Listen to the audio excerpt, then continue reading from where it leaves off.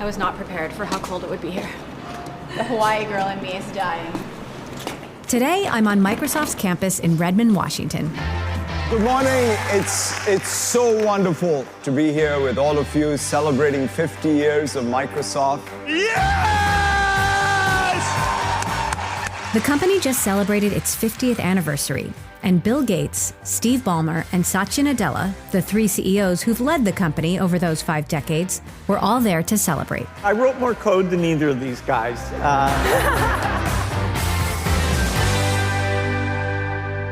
In March 2014, a month after Satya Nadella took over as CEO, Steve Ballmer told an audience at the Oxford Union that his main requirement when finding a successor was ambition. There's an old movie, they say relationships are like sharks. They either move forward or they die. Well, I can tell you technology businesses are like sharks too. You either move forward ambitiously or poof. Microsoft's business has thrived under Satya Nadella. Microsoft higher after beating on almost every metric. This is once again Azure saving the day. What a time to be a holder of Microsoft shares. The stock has just performed phenomenally. But with the emergence of AI, the company faces arguably the most transformative era in technology yet.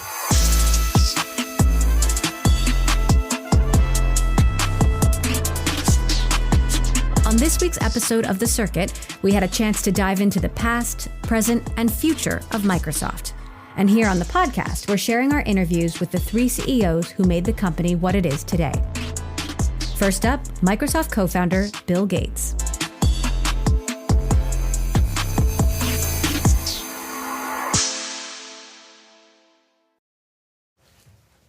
Ready? Okay, Bill. Happy birthday. Thank you. 50 years. You're known for your predictions. What's the most surprising thing to you about today? Like something you didn't predict? Well, ever since I started Microsoft, I've always thought, oh my goodness, what is it we might miss, So there have been so many twists and turns in the technological road. When I was in charge, I'd sit up all night thinking, oh, we're going to miss this, we're going to miss that. The fact that we've been able to navigate this changing environment, first under my leadership, then under Steve Ballmer's, and now under Satya's, kind of a miracle to me. We've always had smart people. The idea that software is important, we were truly right about that.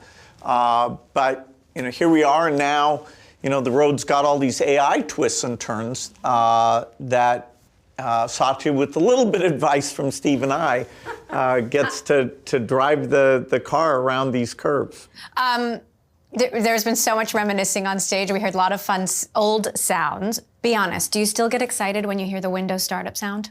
Oh, it reminds me of a magic time. It was right here on the Microsoft campus that we had that Windows 95 introduction. We had Jay Leno, and it was kind of maybe the time when people realized Microsoft was quite a unique company, that Office had come together, the graphics interface had come together, on all the different systems, whether it was Apple Macintosh or Windows on the PC, we were providing the top application. So that was definitely a fun day that showed that we had some special sauce. So it's 1975.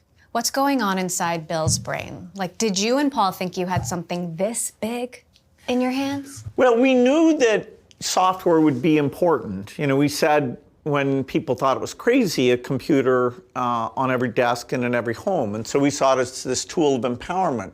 We were always worried that once somebody realized what we realized, that they might do a good job as well. So, why didn't IBM, who had all the capital in the world and great people, why couldn't they do what we did? And we thought, well, we're more dedicated to software.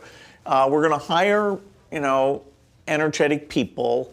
We're going to price this stuff super, super low and make it available to everyone. But we were, humble about how unique we would be, knowing, though, that software and software empowerment was the coolest thing going on. And that even today, if you look at, which companies are valuable, it's really the ones that have ridden that digital software empowerment wave. So our vision really was, as true as we could have dreamed. What was the scariest this might not work moment along the way? Well, there were times in our relationship with IBM that were very complicated. Very early on in the history of the company, which I talk about in source code, we had a dispute with our customer. They weren't paying us. And so, thereafter I said, I'm going to have enough money in the bank to pay everyone's salary for a year, even if nobody pays me anything. So I was very conservative financially. And, we're lucky that software business, until it comes to these cloud days, it wasn't a very capital-intensive business. Wasn't there a point where you couldn't pay for the chairs and they were literally pulling the chairs out from underneath? That's even before Microsoft. That's when I was in high school. We were always trying to find computers, and the company that was here in Seattle using a great computer had a deal that if we could find bugs, they wouldn't have to pay for their computer. Unfortunately, they didn't find enough customers, so they went bankrupt. And so we saw, that even great companies like Wayne Computer, which was incredible, disappeared. We actually had that sense of, okay, you've got to be very careful in order to survive ups and downs. I'd love to hear how you reflect on Microsoft era's Taylor Swift style. So humor me. What would be the title of each chapter or era, and what was a lesson that you learned in each? Well, there's the early, what I'll call 8-bit computers, where it went to where, today people probably remember the Apple II, the TRS-80, the Commodore PET. Those were the first computers that sold literally in the millions, and all of them included Microsoft Basic. So the reason you could write a program and try things out was because we'd worked with each of those companies. Then the IBM PC comes along, and we work with IBM and do all the software for that, including the operating system. The power is stepped up, and so the applications are more demanding. You start to have big disks, hard disks. Then we get to the graphics interface era, and this is where Windows and the Macintosh come in, and your interface, instead of just being a bunch of characters, you get the mouse, you get whatever you want. That's where Windows 95 and Office 95 come in, and that is an incredible period. Then the internet phase starts, and people are like, okay, does Microsoft get the browser and the internet and all these things? And we managed to show that we did. Then after that, I'd say, the cloud computing piece becomes very big. Amazon does a very good job of that at the start. Microsoft comes in with Azure. And now here we are at the beginnings of the AI era. I understand that you spent a lot of time succession planning and passing the reins, planning to pass the reins. What's the key to building a company that outlasts its founder? Well, we're very lucky that, Steve worked with me for a long time. And so when he took over, I stayed for 8 years as chief technical officer. And he did an incredible job nurturing a lot of candidates. Satya emerged as the clear choice. Both Steve and I were very clear that he was the right person. He very much stood out, and he's actually exceeded our expectations. Now he gets to pick the fourth CEO. He's got an incredible team of people that help him do the job. It's a much more complex job today. I have to say I'm in great admiration for how zen he is at picking the things he's going to focus on and all the choices. He's very good about drawing both Steve and I in. So whatever expertise we have, he gets the benefit of that. So I think he's kind of a model. He wasn't there in the early days, and yet, of all the tech companies, I think he's been the best at carrying forward even the original spirit of what made Microsoft special.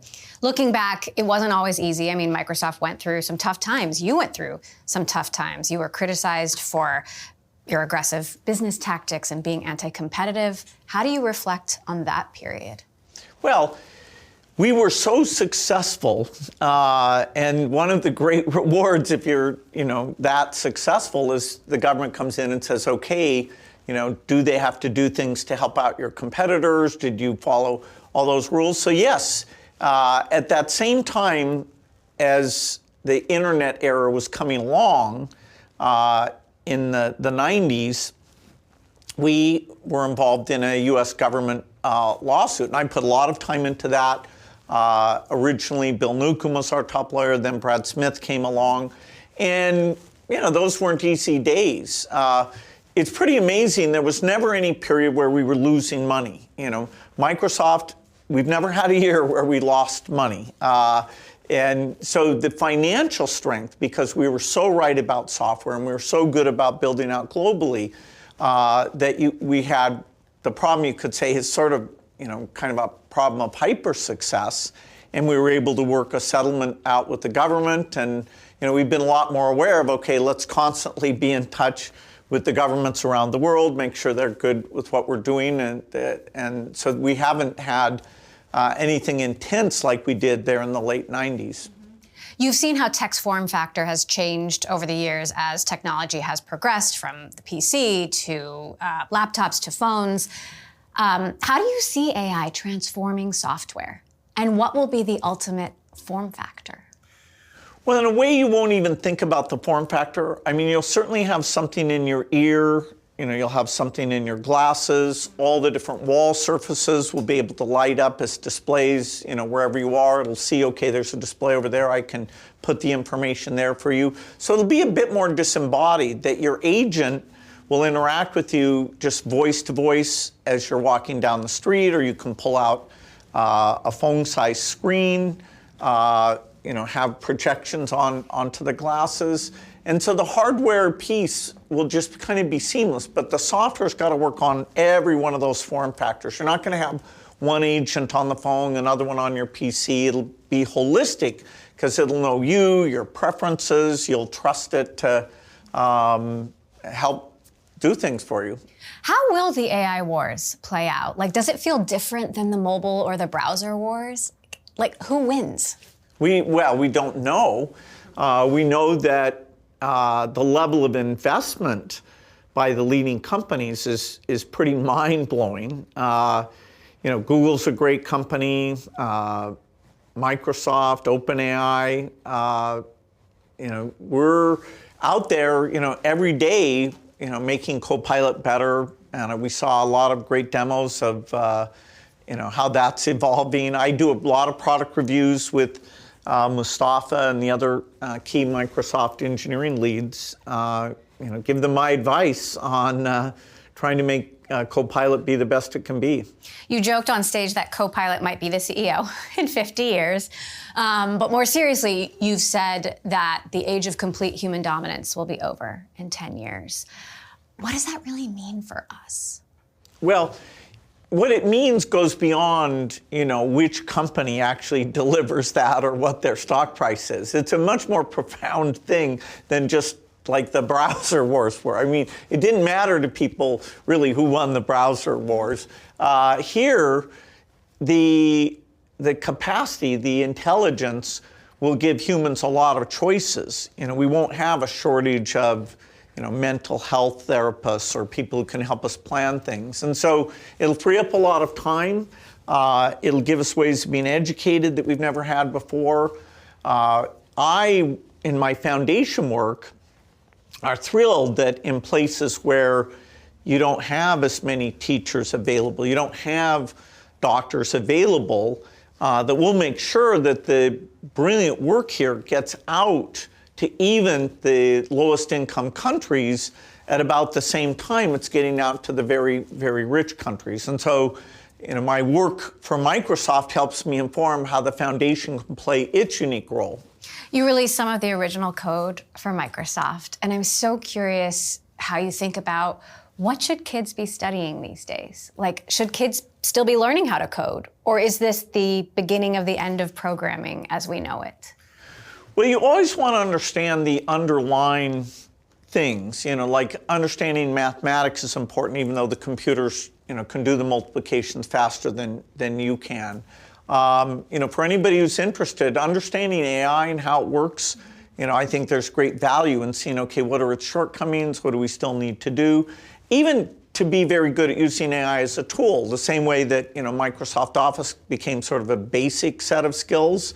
Now, working with these AI agents, including Copilot, is, how you can actually organize your learning, advance your learning, and think, okay, this is how I would use this in the job I'm going to have. So what's going to be the it job of the future if it was a software programmer in your era? Well, I'm not sure there's any it job. I mean, you don't want somebody, if you love math and software, great, go be a software programmer. But that was, the percentage of the labor market that was, nerding people like me, where you'd be writing code, is pretty modest. If you love that, great. You always, the thing that you like, whether it's, being artistic or being a great communicator or, understanding, how people get sick and counseling them, that all of those capabilities where you bring it as a human, I think will still be fairly important. But it is a period where answering these questions is probably harder than at any time in history. Humor me for a moment about what's going on in the broader world right now. President Trump, these new tariffs, DOGE. Is he going to be good for the economy? Good for innovation? And how do you think this moment will go down in American history? Well, there's a lot of things are being changed. I think the willingness to look at some government things and say they should change, there's nothing wrong with that. But, being careful about, okay, let's change the things we should and preserve some of the things that are good. And, my full-time work is the Gates Foundation, and there I'm in a constant dialogue with the administration about, okay, how are they reshaping their aid programs? Are they willing to preserve some significant portion of those? And I think we'll figure that out. I think the U.S. wants to be helpful to everyone in the world, help save lives. We have a history. Actually, President Bush started a program that saved tens of millions of lives. The U.S. has helped buy vaccines for children. And so that's where I have my deep involvement because I put my money into those things. And the U.S. government, has always been a fantastic partner. How confident are you that AI's promise will outweigh the perils? I'm not confident, but that's what we need to get oriented around. That's why I was surprised AI wasn't really an issue in the last election. It's definitely got to be shaped. Mustafa Suleiman has a book that warns of some of the challenges called The Coming Age. Reid Hoffman, a Microsoft board member, has a book, Super Agency, that talks about some of the promise. I'd say both of those are worth reading because they're both right. It's very promising, but it will bring new challenges along with it. So, all of that considered, what, in your mind, what is Microsoft in 50 more years? Will Microsoft change the world again?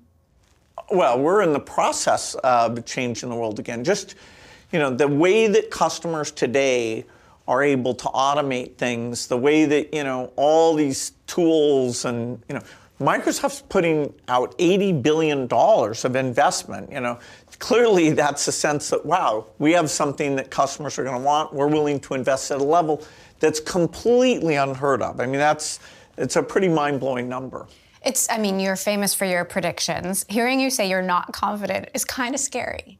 Oh, people should think through how is AI going to reshape our lives. It is a profound change agent, and I don't think it should just be the people who know the technology because there's a lot of choices about how it gets used. It will change learning. It will change the job market, and I think we can shape that in the right way, but it'll be just like nuclear energy, nuclear weapons, it'll challenge us. Bill Gates, thank you so much for doing this. On that optimistic note, here's to another 50 years. Congratulations. Thank you. Thank you, Bill.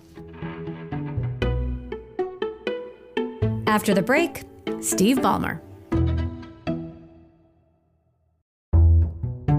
And now, my extended conversation with former Microsoft CEO, Steve Ballmer.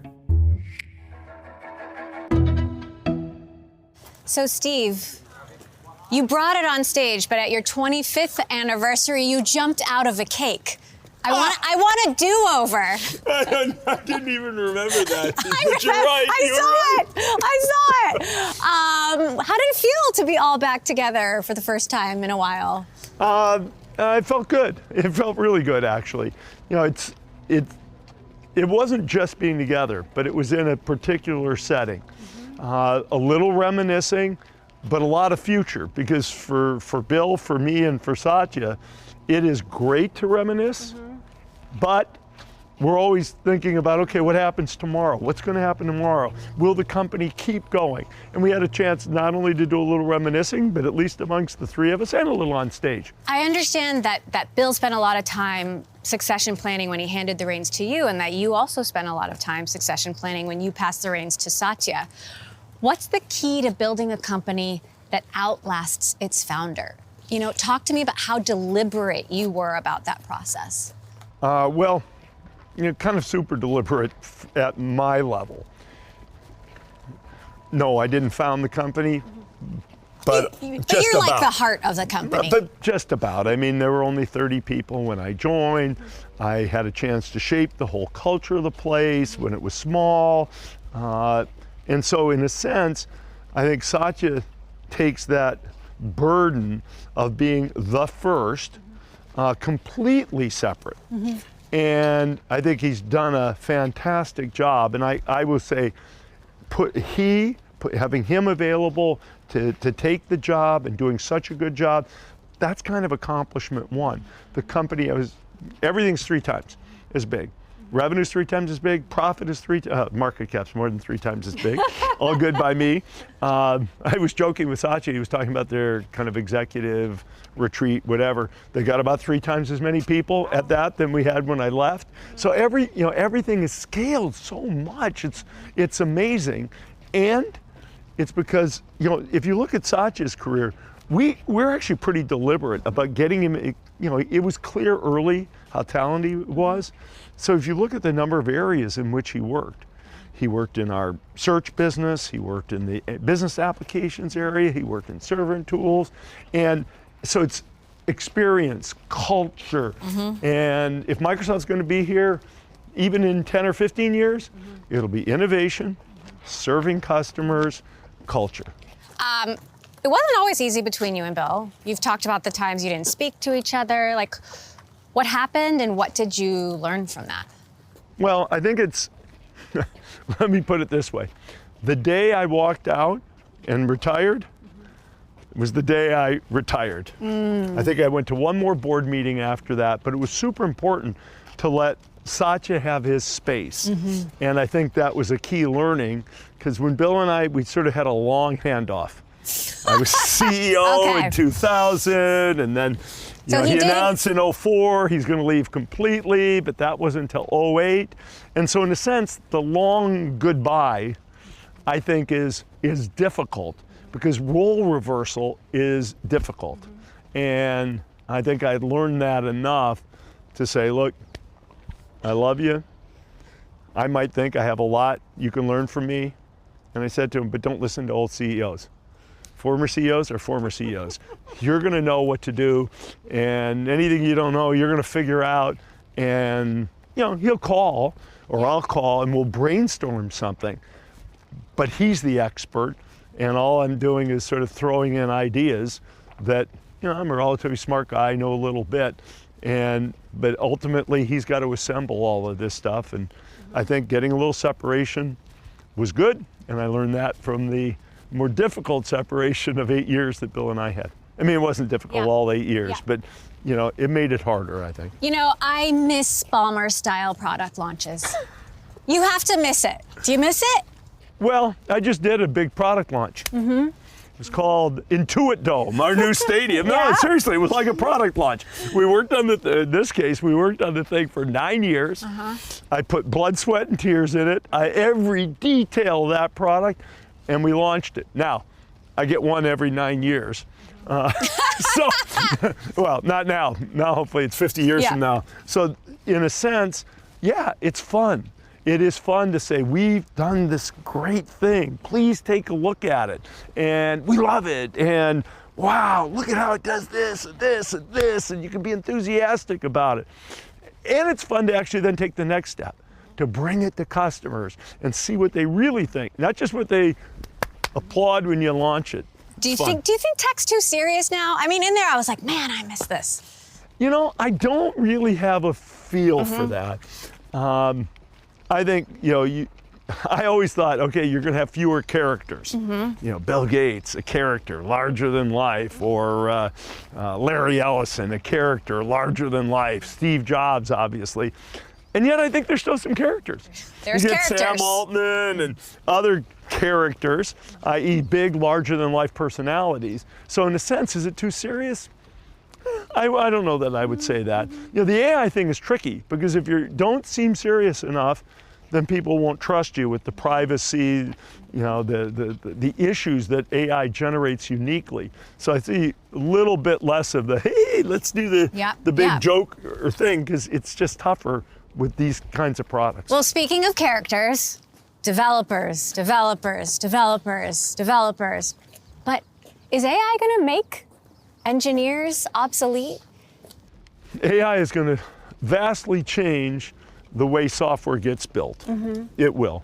And yet there's still going to be people who have to figure out what the world needs, how to give it to them. They may do different skills, they may do things in different ways, but the notion that there are people who are generating great ideas, maybe great ideas that they get help to generate by the AI itself, I think that's important. Now, will all of the code crunching activities of yesterday be around tomorrow? No, a lot of those will go away. But I'm an optimist. People say, oh, are you going to put people out of, and this happened every time. Will this cause a loss of jobs? Will that cause a lot of jobs? And you know what I'd say? Somehow the world's always created new jobs. It can be hard, the dislocation. People say, oh shoot, it's my skills that became obsolete. But there will be new important skills people need. With AI, how confident are you that Microsoft can make products that people really love and not just products that people need? That has to do with a number of things, not the least of which is having talent that brings, I'll call it the delight point of view.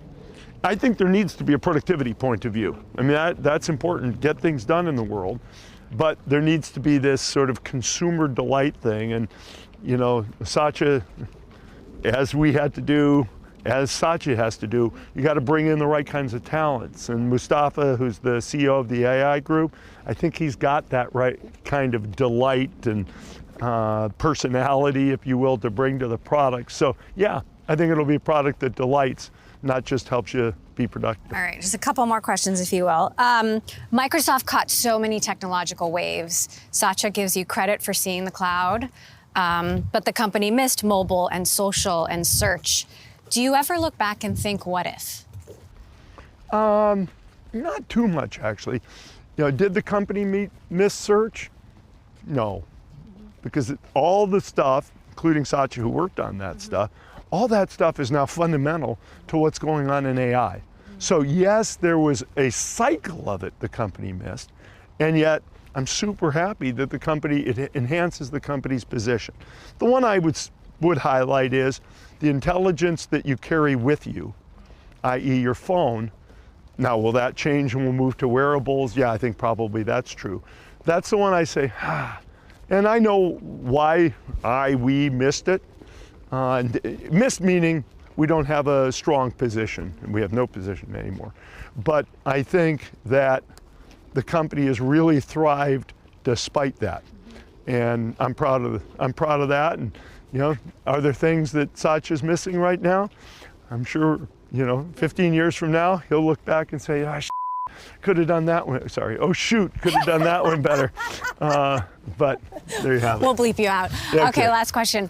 You're kind of like the heart of Microsoft. How does now compare to the glory days? I mean, I see you jumping around on the basketball court and you're doing your philanthropy. Will anything really compare? Well, yeah, I mean, look, I like to be excited. There was so much to be excited about at Microsoft. We were doing great things and, trying to really, if you will, be cheerleaders for a whole industry. And that was a lot of fun. Now I'm still a cheerleader. I'm just cheerleading for a much smaller group of people. We're never going to have more than 5 guys playing at a time and probably 15 people getting dressed. But, I love that. I love the energy. I love the complexity. I'm very much not the person who's operating day to day, which I was here. And that's kind of right for me at this phase of life. But, the intricacy, thinking about things, and then cheerleading. Yeah. I still love that. I did see some footage of you jumping into Lake Bill, so I'm kind of wondering what we didn't see. Probably a ton. All right, Steve, that was awesome. Congratulations. Thanks, Emily. Developers, developers, developers, developers. Developers, developers, developers, developers. Developers, developers, developers, developers. On May 19th, Microsoft held the opening keynote for Build, its annual developers conference. Good morning and welcome to Build. To get an idea of what Microsoft was like when Satya Nadella took the helm, all you have to do is go back to the same keynote event from the year he became CEO in 2014. Windows Phone. Windows Phone. Windows Phone. Windows Phone. Windows Phone 8.1. Windows Phone was mentioned over 100 times. Just 3 years later, 0. Satya Nadella successfully shed Microsoft of its fledgling consumer products and transformed the company into a cloud infrastructure juggernaut with Azure. But this year, there's a different product you'll hear mentioned endlessly. Copilot, Copilot, Copilot, Copilot. Copilot, Microsoft's gateway to all things AI, dominated this year's Build keynote. It's clear where Microsoft is staking its future. I sat down with Nadella at Microsoft headquarters to discuss how he got started at the company and where he sees it going in the future.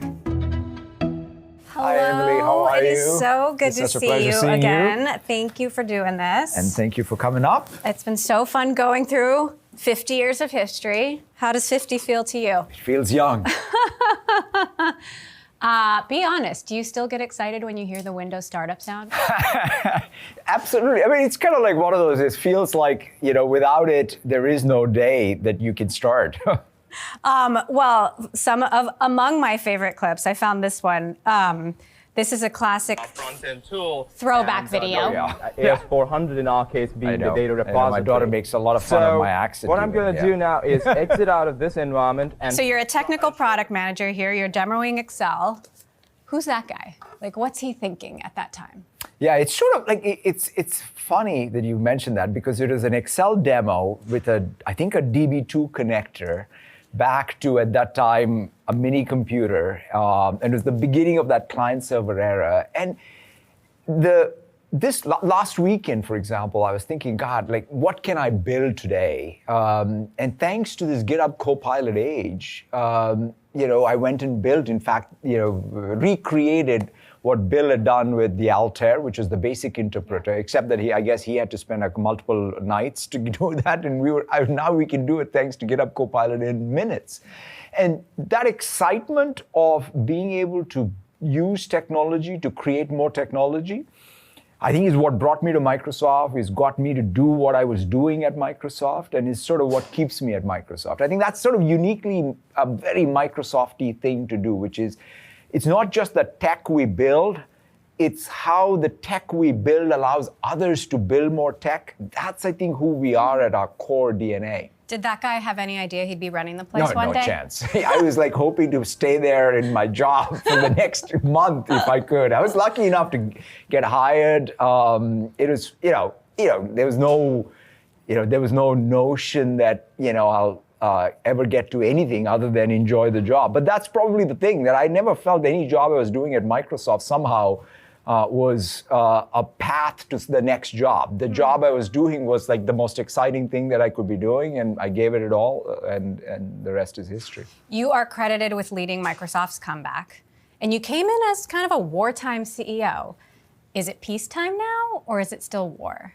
I mean, those metaphors are interesting. To me, I feel like the Microsoft I grew up in was that there was no such thing as, oh, wow, we won anything. All through the eras, from 92 on, we felt like, oh my God, the entire platform is shifting underneath us. We better do something, otherwise we were going to disappear, right? The web, I would say maybe for a brief moment in client server, we felt like, wow, we got it. And then the web happened, and then we had to adjust to the web. And then mobile and cloud happened, and now, of course, AI is happening. And so at least the core DNA and the core posture I've had throughout my 32 years at Microsoft is we better get our act together to make sure we're learning fast enough about what the next big thing is, and then really be doing relevant things in it. So I would say, I hate the wartime, peacetime, but it's all about, hey, are we being relevant in the future? That's the only way to survive, I think, in tech industry, which is pretty harsh. There is no such thing as franchise value, right? I mean, that's the hard part of it. And so you got to give it, you hope you succeed, and you got to take lots of shots on goal. Do you got to stay paranoid? Yeah, it's kind of that's one way to think about it, or you stay excited. Maybe that's another way. Like paranoia is one motivation. The other one is to say, wow, what got you in here? Forget the success for a second, and then more importantly, just have the curiosity and stay optimistic about the future. Maybe that's the way to do it. You obviously have a booming enterprise business. When you look at what Google is doing, and Apple and Meta and Amazon, how important is it to you to win in consumer AI? And how do you do that? That's a great question. So to me, the Microsoft, again, that I've grown up with, we never actually thought of consumer and enterprise as two distinct things. We sort of thought of the category, knowledge work or productivity, right? Like, we built tools that spanned consumer and enterprise. It's just that the consumer market has expanded a lot, or consumer tech market has expanded in many categories, and that's fantastic. But to me, I want us to play to our strength. Like if I look at even what we're doing with Copilot, right?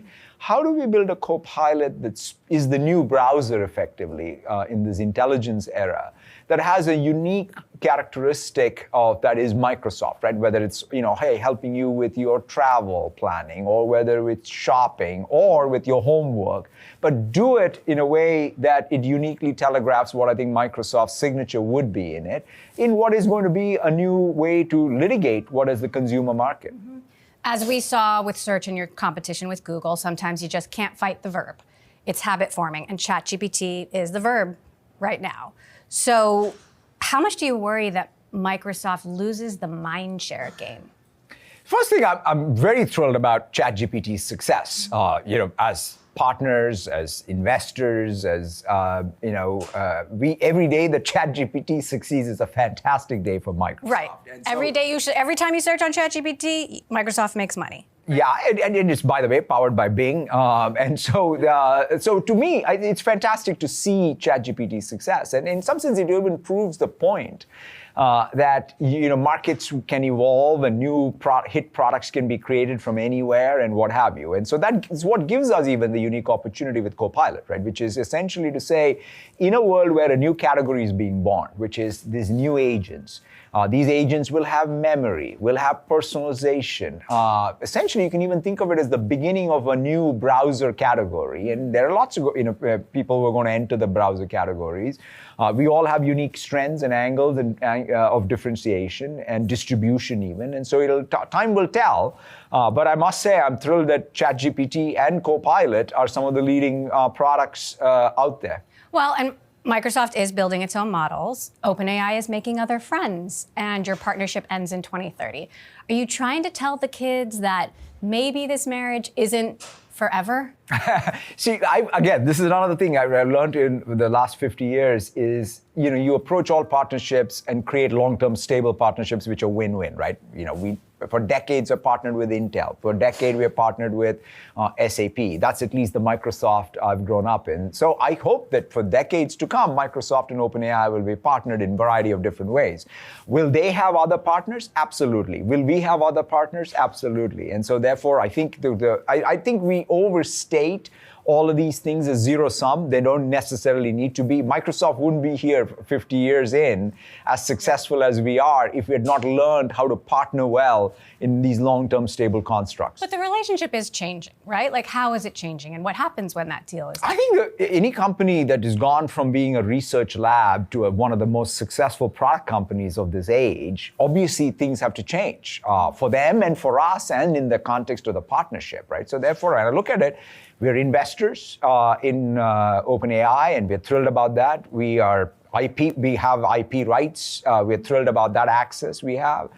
We are infrastructure providers. They're the biggest customers of ours. And so to us, having that multifaceted sort of partnership is what we are really focused on. And I do think in there lies the long-term stability of it, right? Which is every day they're doing well, we're doing well, and if you're doing well, they're doing well. So why would any one of us want to go upset that?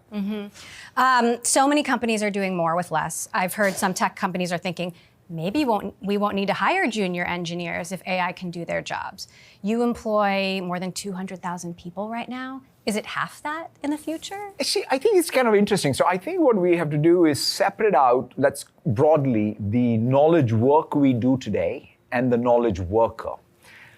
If you sort of say, well, they're two different things, knowledge work will have a different level of abstraction.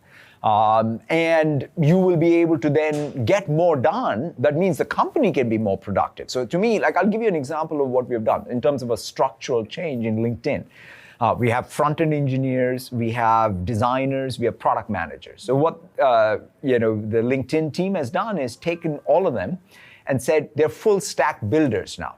And so in some sense, what it's created is more capacity for that team to be able to conceive and deliver more products for more customers than ever before.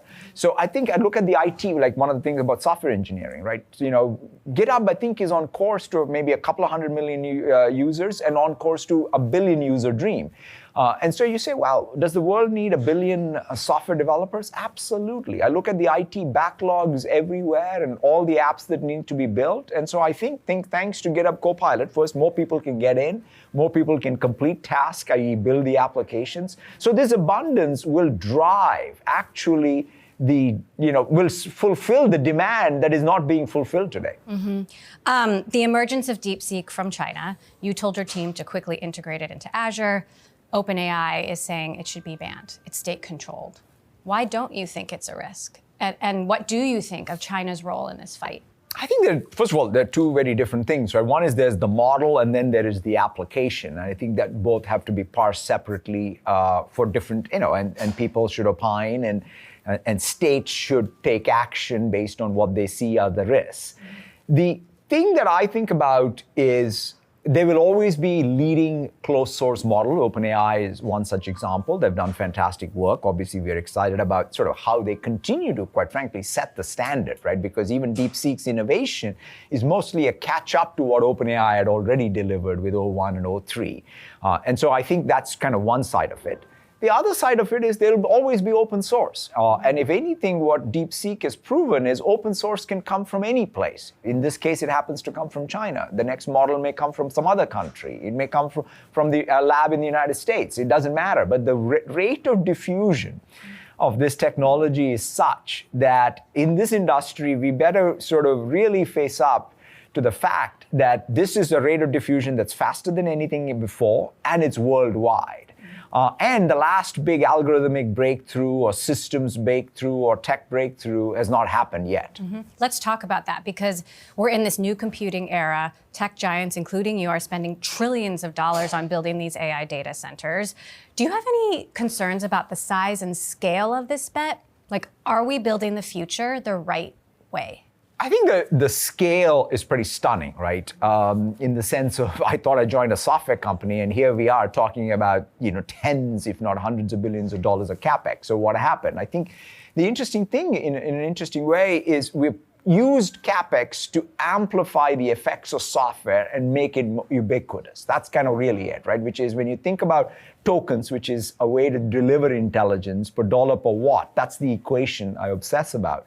our ability to generate that abundance of tokens has increased tremendously. And that's the supply side of it. And that's what a lot of people talk about, whether it is on the chip side or on the data center side or on the power side. But the real test here, Emily, is what happens in the real economy, right? At the end of the day, it'll be very evident to us what is the GDP growth rate, in the developed world or in the global south. Are we growing faster because of this new input we have called intelligence, which is abundant? Because when you have a new input whose prices effectively are falling by half every 3 months, 6 months, that's crazy, right? I mean, so then you have to then translate that into health outcomes, education outcomes, small business productivity, public sector efficiency, large multinational competitiveness anywhere in the world. And that then parlays itself into GDP growth. So to me, the real test is not some benchmark or what have you of AI. It's one simple fact, which is when we start seeing higher growth rates around the world, and the benefits of that growth rate, by the way, being much more broader, cross-sectorally and by economic strata, then I think we would have achieved something. You've said you won't be successful unless your successor is successful. What is Microsoft in 50 years? I'm mostly focused on what is Microsoft on the 51st year, but I think you bring up a great point to me. And I think in any institution that succeeds, for a leader to have people who come after them, who are more successful, means that's probably the best, testament to institutional strength that you may have built, right? Culturally, technologically, whatever it takes. But to me, that's, I think, a great way to measure even, right? It's not like, I'm always suspect when somebody comes in and says, I'm the savior, because everything before me was bad and I'm going to save it.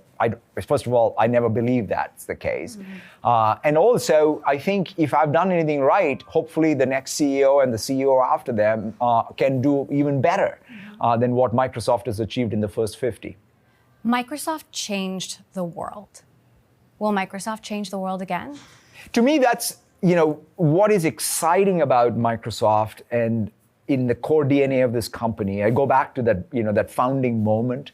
Right? I don't know what the thought was really, right? When Bill said, the software industry didn't exist, right? Remember? I mean, so he and Paul sort of said, we should build software and hopefully we can monetize it and there will be an industry. I mean, it's crazy. Hopefully they will come. Yeah, and it all happened. And so but the other thing about it though was that core of, wow, we want to build software so that others can create more software, right? That ability to think of us as an input to somebody else's output, whether it's knowledge work, whether it's software development, you pick your field, that I think is what gives us relevance. I always say this, longevity is not a goal, relevance is. And the framing of this company from 1975 to 2025 has been the same, which is, can you do things that allow others to do more things? That's a beautiful way to frame it, because then that'll be true always. If you could time travel to 2075, what advice would you give your successor? I mean, the advice I got from Steve Ballmer when I took on the job is the advice that I think of all the time, which is be bold, because if you're not bold, you're not going to do anything. And be right, because if you're not right, you won't amount to much. And so that ability to sort of get past the status quo by really boldly thinking of a future that doesn't exist, but then executing. Right? At the end of the day, business is about being able to earn the stripes one step at a time. And I think that's what this company has exhibited. It has taught me all through my career at Microsoft, which is you got to dream and execute. And that, and we've not gotten it always right, both either on the dream side or on the execution side. But on the batting average, it's pretty good. You've talked about diversity and inclusion as a bedrock of company culture. You didn't go to the inauguration. How important is diversity and inclusion still to you as you build the next 50? Yeah, I mean, just for us, when I think about our mission of empowering every person and every organization around the world to achieve more, you have to then take the prosecution of that mission as the most important thing. And to prosecute that mission, You need to make sure you have people who represent that world in the company. It's not like I never thought of what we thought of diversity and inclusion as somehow separate from running our business. I always think about the social purpose of a corporation is to create profitable solutions to the challenges of people and planet. And that's, an Oxford economist said that, not me. And I like that definition. And to me, the key words are being both profit and solutions to challenges of people and planet. So I think our mission is aligned with that social purpose. And in order to prosecute our mission, we just need to make sure that we have the people and the talent and the merit that all that talent represents. And so we'll always have that approach. Okay, so we're going to do a quick rapid fire now. I'm looking for 1 to 3 word answers, okay? Microsoft's biggest hit. Windows. Biggest miss. Clippy. It was just ahead of its time. It's back again. Biggest surprise. The biggest surprise was maybe this OpenAI ChatGPT, right? In my career, and I look at it, like when we launched it, maybe that was it, right? Which is, wow, that having a chat interface become a hit was a real surprise. A CEO you'd love to trade jobs with. A CEO that I would trade with.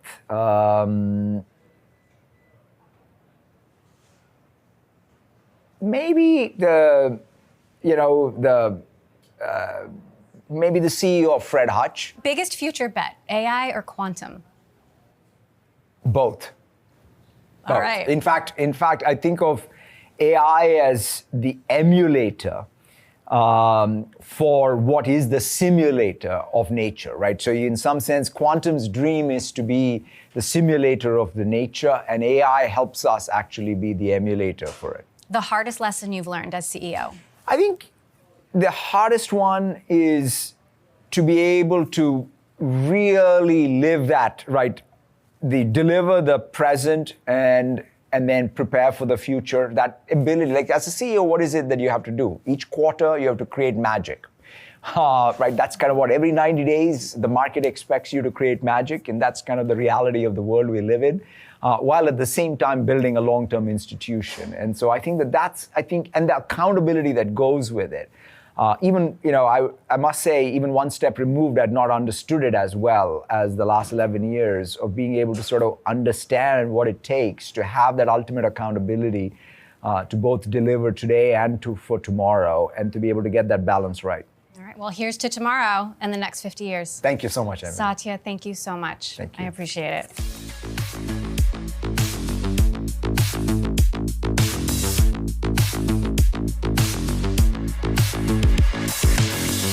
If you'd like to watch our deep dive into Microsoft on their 50th anniversary, check out The Circuit on Bloomberg TV or the Bloomberg Originals channel on YouTube. You'll hear from all three CEOs, as well as Microsoft Vice Chair and President Brad Smith and Microsoft AI CEO Mustafa Suleyman. It's a big episode full of lots of great stuff, so definitely go watch it. This has been The Circuit Podcast. If you'd like to hear more extended interviews like this, please rate and review our show on Apple Podcasts or Spotify or wherever you get your podcasts. Or you can always just share it with a friend. Our senior producer is Lauren Ellis. Our writer and editor is Billy Disney. And I'm Emily Chang, your host and executive producer. Thanks for listening.